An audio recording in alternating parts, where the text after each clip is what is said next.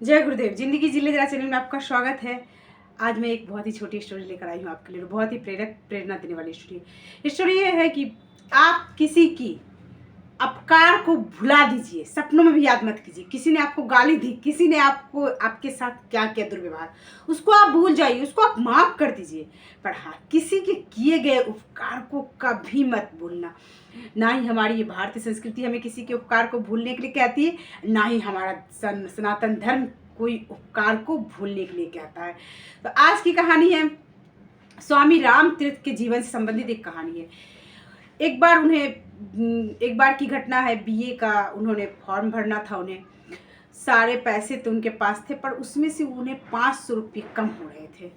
तो फॉर्म कैसे भराए? कॉलेज में बीए का पेपर देना था उनको। वो बड़े उदास थे। चंदू हलवाई की दुकान थी कॉलेज के बगल में, वो लोग अक्सर वहाँ जाते थे। तो चंदू हलवाई ने पूछा, क्या बात है, आज बड़े आप उदास दिख रहे हो? क्या बताऊँ हलवाई जी, बीए का पेपर देना है मुझे, पर पैसे ही नहीं पूरे हो रहे। तो हलवाई ने पूछा, कितने पैसे कम है आपके पास?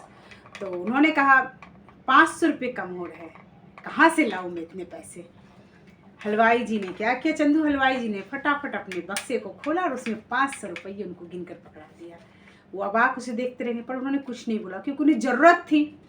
वो चुपचाप पैसे लेकर के वो चले गए। कॉलेज में फीस भरा उन्होंने, अच्छे से उन्होंने पेपर दिया, परीक्षा पास की। परीक्षा पास करने के बाद उनकी नौकरी लग गई।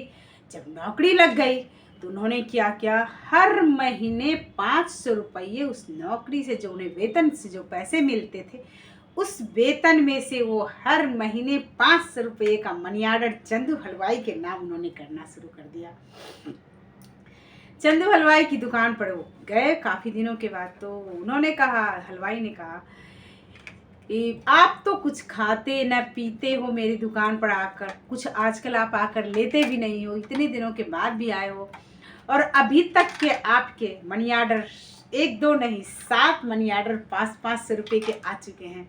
ये किस बात के पैसे हैं ये आप जो मुझे दे रहे हो? तो स्वामी राम तीर्थ ने कहा कि आपके ये पैसे उस बात के हैं, जब मेरा बीए का फॉर्म भरने के लिए मेरे पास पैसे नहीं थे, और आपने बिना कुछ सोचे समझे, ये भी नहीं पूछा कि लौटाओगे कि नहीं लौटाओगे, कब दोगे, आपने मुझे 500 रुपये दे दिए। अगर मैं, तो हलवाई ने कहा कि 500 रुपये दिए, तो फिर आपने 5-5 करके ये 7 किस्तें आ चुकी हैं आपकी 500 की। हमारा तो सिर्फ उसमें से 500 ही बनता है ना। ये तो 3500 रुपये आपने मुझे दे दिए, इतने मनी ऑर्डर आपके। तो उन्होंने हाथ जोड़कर कहा कि अगर आप मुझे उस समय 500 रुपये नहीं देते तो क्या मैं ये नौकरी करने के लायक होता?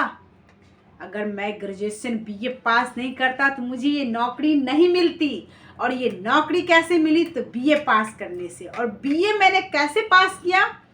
फॉर्म भरा, एग्ज़ाम दिया, परीक्षा दिया। तो उसके लिए मुझे परीक्षा शुल्क जमा करना था, और परीक्षा शुल्क में जो पैसे कम थे वो किसने दिए? आपने मुझे दिए, विश्वास के साथ, ना कुछ पूछना, कुछ ना कुछ कहना। तो ये जब तक मेरी नौकरी रहेगी, आपको ये हर महीने मनी ऑर्डर आता रहेगा। ऐसे ऐसे महापुरुष हमारी भारतीय संस्कृति में, ऐसे ऐसे महान संत में, जो उपकार को भूला नहीं। एक उपकार के बदले उस उपकार को उन्होंने अपनी ज़िंदगी का कर्ज समझ के अदा करना शुरू किया।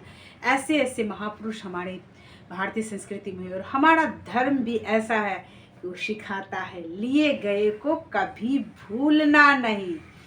और हाँ, किसी ने तुम्हारा लेकर नहीं दिया तो उम्मीद करना, भगवान से ऐसी प्रार्थना करना कि भगवान दोबारा उसे मेरे पास मत भेजना। हाँ, अगर वो उसके देने लायक है फिर भी नहीं दे रहा है, तो ऊपर वाला उसका हिसाब करेगा, और आपको उसको ब्याज के साथ इस जन्म में नहीं तो उस जन्म में उसे चुकाना पड़ेगा। चाहे वो आपके खेतों में बैल बनकर रहे या आपके बंगले का वो नौकर बनकर चुकाए, वो चुकाना उससे पड़ेगा।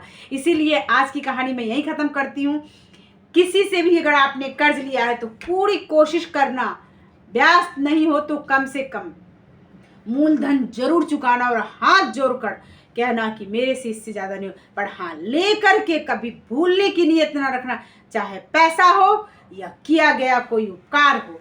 उसके उपकार को मत भूलना, उसको 100 गुने करके लौटाने की कोशिश करना। न मुंह से कंजूसी करना उसके बारे में बोलने से, ना ही हाथ से कोई कंजूसी करना। जय गुरुदेव।